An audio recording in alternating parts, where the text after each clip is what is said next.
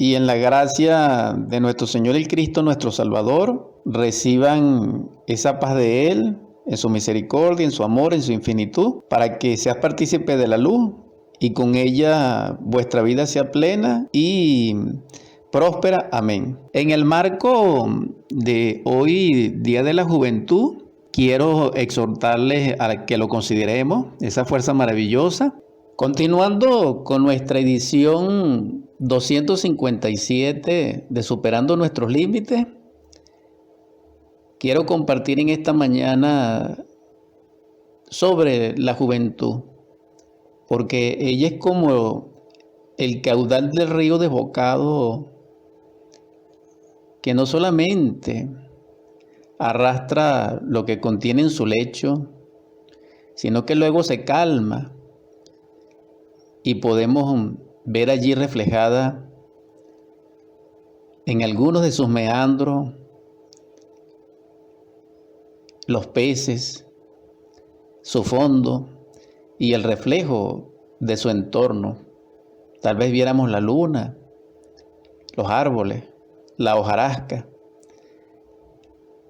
Tal vez se seque en algún momento, pero luego brota nuevamente por voluntad de Dios la lluvia y la naturaleza, Dios Madre, y nuevamente tener el torrente de aquella fuerza. Es decir, que el río es apacible en abundancia y es calmo en carestía. Nuestra juventud debiera ser sensata, prudente, sabia, porque es el mañana del día, porque es la esperanza de la humanidad. Sin embargo, nuestra juventud está desorientada, se encuentra en caos y no encuentra un norte, no encuentra un horizonte, no encuentra unas coordenadas, no encuentra un propósito y es un estado lamentable y trágico porque dentro de sí están esas coordenadas. Dentro de nosotros se encuentra el norte, esa estrella polar, esa estrella de David o esa estrella de Salomón, que independientemente de cualquiera que sea, es la misma estrella que resplandecía sobre los cielos estrellados aquella noche cuando se produce la natividad del Señor nuestro Salvador hace más de 2 milenios, y que su sabiduría es de actualidad palpitante y es la que compartimos metafóricamente hoy, vertiéndola como juventud. Entonces, la juventud es la esperanza. La juventud es la fuerza que se necesita para resistir y adquirir el alma. Por eso está escrito en la Biblia, no recuerdo en dónde, pero sé que lo leí y lo recuerdo, de que maravilloso es el yugo en la juventud,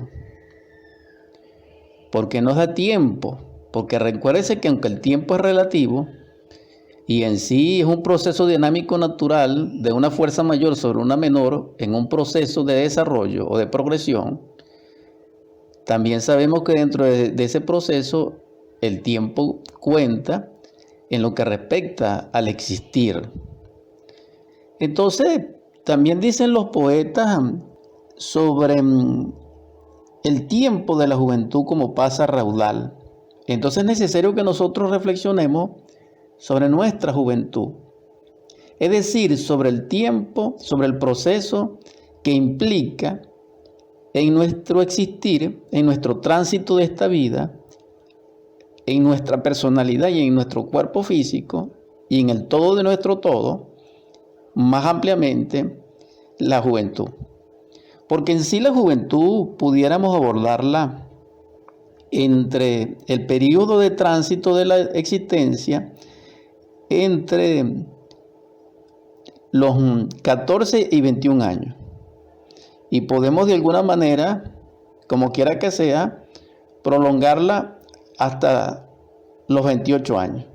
Es decir, que tiene un resonador, pero básicamente es entre 14 y 21 años.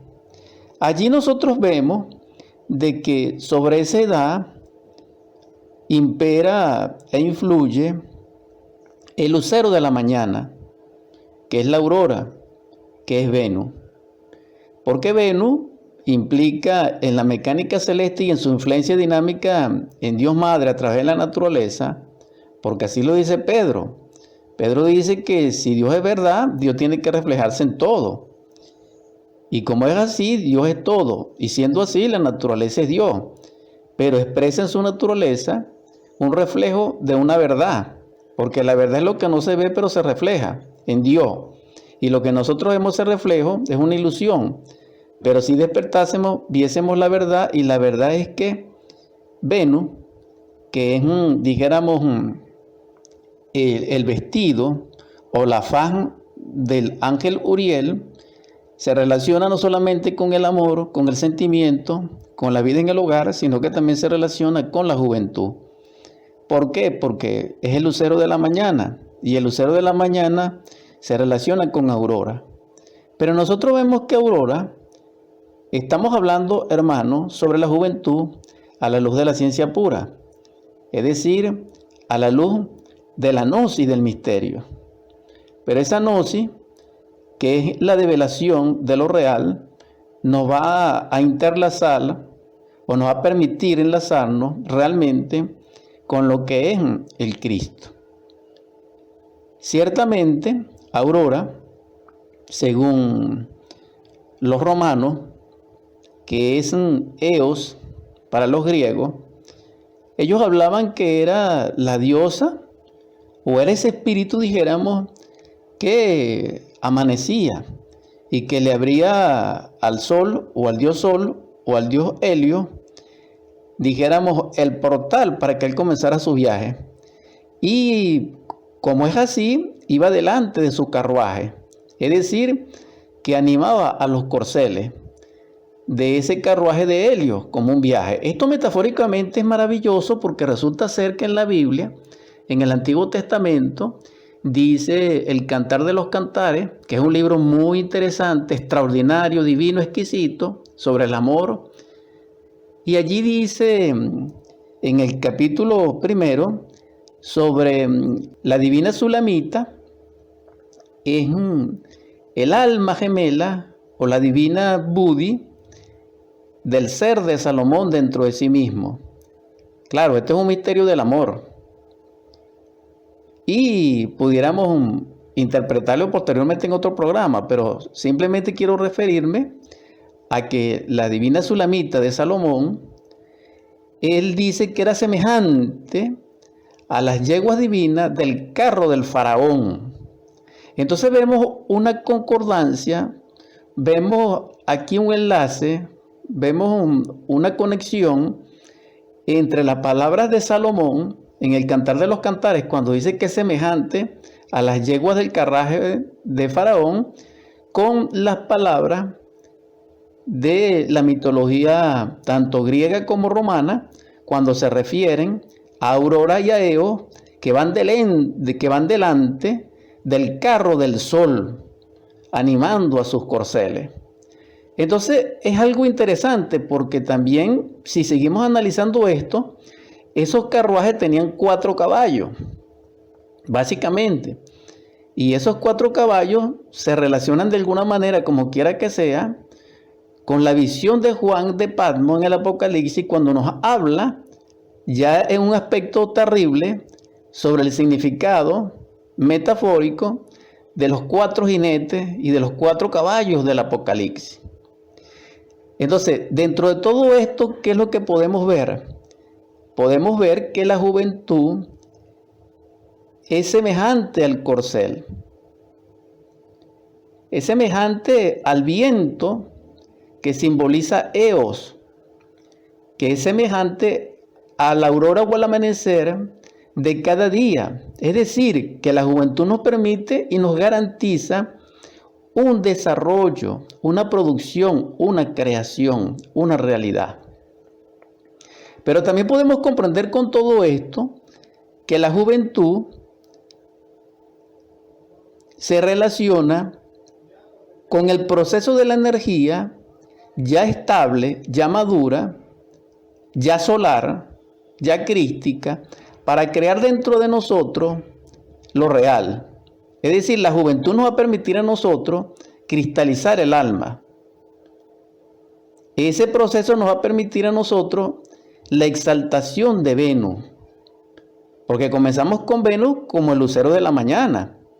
Y el lucero de la mañana, saben ustedes, que es extraordinario, porque es la fuerza crística que resplandece en los cielos y en la naturaleza a partir de la madrugada.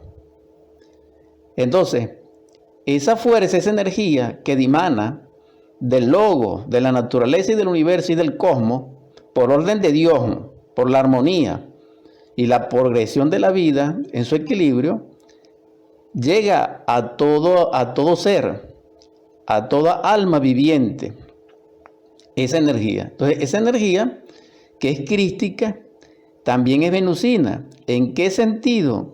En el sentido que va a lo que se conoce como el torrente de vida en nuestro interior y que está simbolizado en el mismo Apocalipsis por los riñones.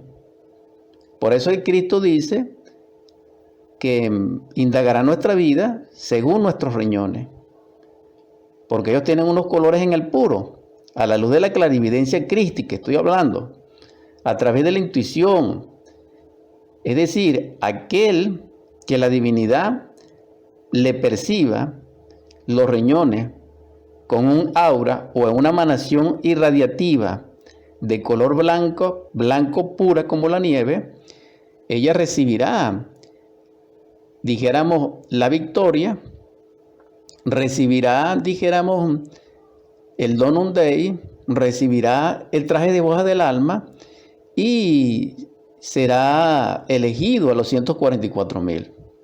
Eso está escrito así. Entonces significa que Venus, en la constelación de la cadera o en Libra, simboliza los riñones. Entonces vemos que aquí los riñones son castidad pura.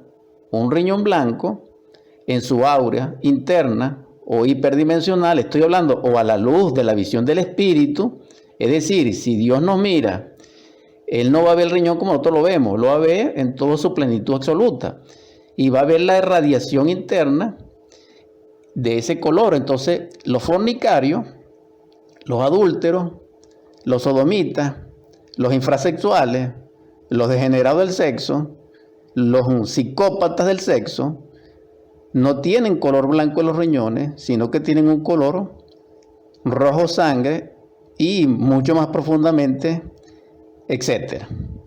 Entonces, ¿qué significa eso? Que esos están perdidos. Entonces, Dios nos mira en los riñones, porque los